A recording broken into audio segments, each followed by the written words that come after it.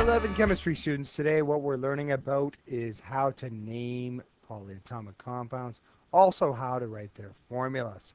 So let's get right into it. So again, we've covered binary so far, we've covered multivalent, we're going to do polyatomic today, we're going to do covalent hopefully today as well. So let's start up and we take a look at some examples. We're going to start with how to write the name. It says if the compound starts with the metal, then the rest of the symbols are a polyatomic ion. I'm going to show you what that means exactly. Let's look at an example. Okay, so we look at our first thing. It says if a compound starts with a metal, then the rest of the symbols are a polyatomic ion.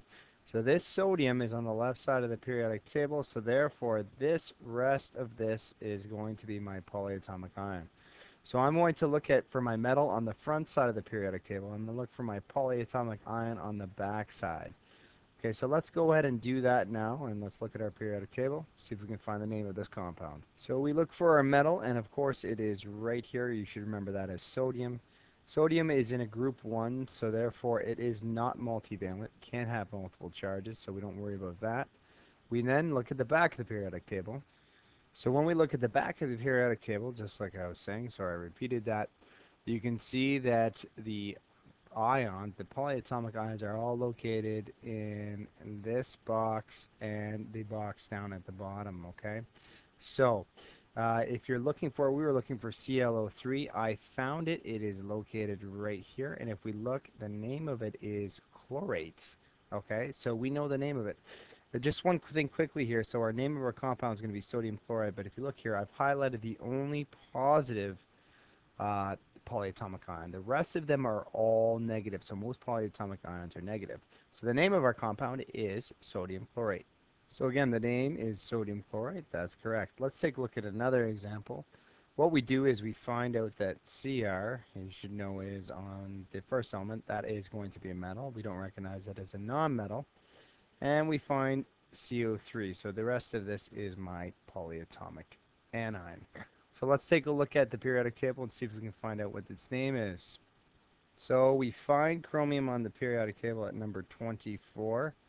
If we zoom in, it can actually have a 2, a 3, or a 6.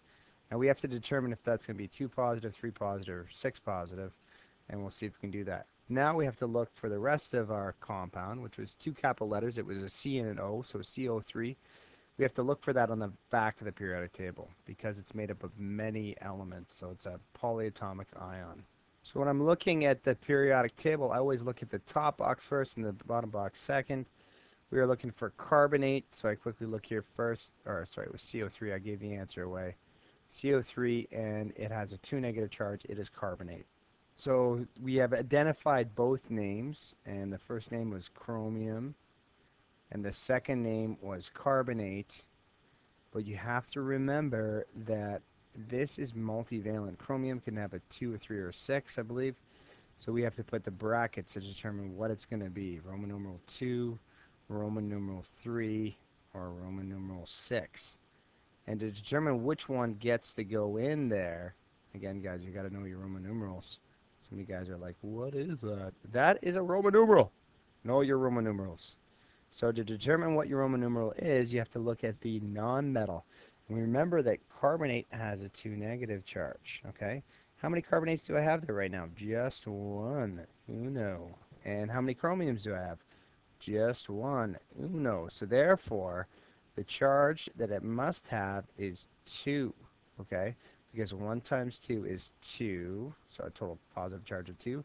And 1 carbonate times 2 is 2. So the positive charge equals the negative charge. The answer is chromium 2 carbonate. So our rules for writing the names for polyatomic ionic compounds is this. If the name ends in ate, ATE, or ITE, it's on the back of the periodic table. So if it ends in IDE, it's on the front of the table. If it ends in ATE or ITE, it's on the back of the periodic table. And then what you do is you find the charge of the polyatomic ion and the charge of the metal, if the metal is multivalent, and you balance the compound so it has a neutral charge overall, okay? So you treat the polyatomic ion as a single ion. Let's take a look at some examples here quickly. So we have 2 examples. We have magnesium nitrate. So what we do is we look for magnesium, which is our metal, so we know it's ionic, And magnesium's in group 2, so therefore it's got 2 positive charge. No Roman numerals, so therefore it's not multivalent. Nitrate ends in ATE, so it's on the back of your periodic table. Let's find it now. So we find nitrate right here. Remember, we look over here. Nitrate is NO3 negative 1. So it's not 3 negatives, it's NO3 negative 1. So now what we're going to do is balance the compound so it has a neutral charge. In other words, we're going to cross it over. So we bring down the 2, we put it here, and we bring down the 1 and we put it here. Now the key thing is when we don't show the 1, because you don't need to, okay? And you see how it says 32 right here? Well, you have to put that in brackets because you need 2 nitrates for every 1 magnesium. So it should look like this. So we have to ask ourselves really quickly, is this neutral? And the answer is yes, it is. When we look at nitrate, it has a negative 1 charge. We have 2 of them, so 1 times 2 is 2 negative.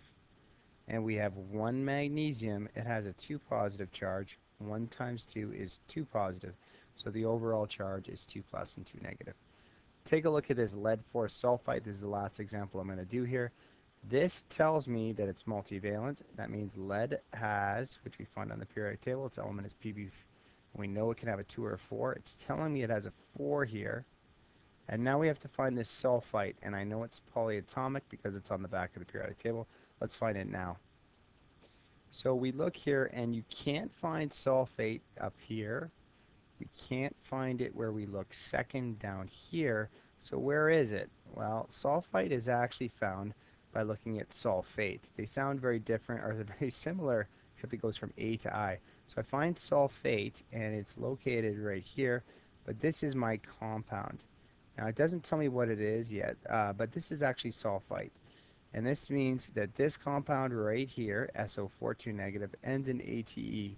When you take away 1 oxygen, it goes from ate to ite. So the answer, this compound here is sulfite.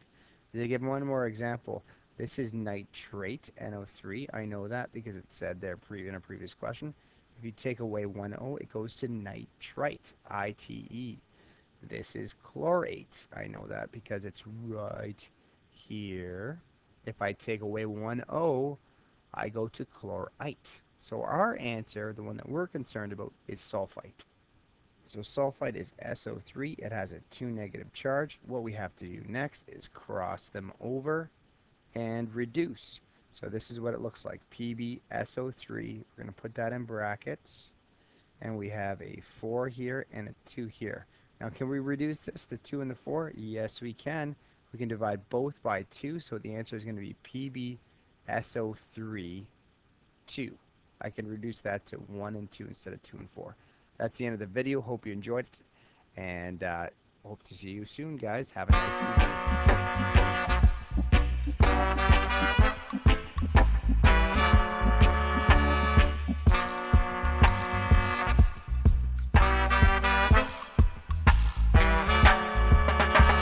Oh, please, don't you rock my boat.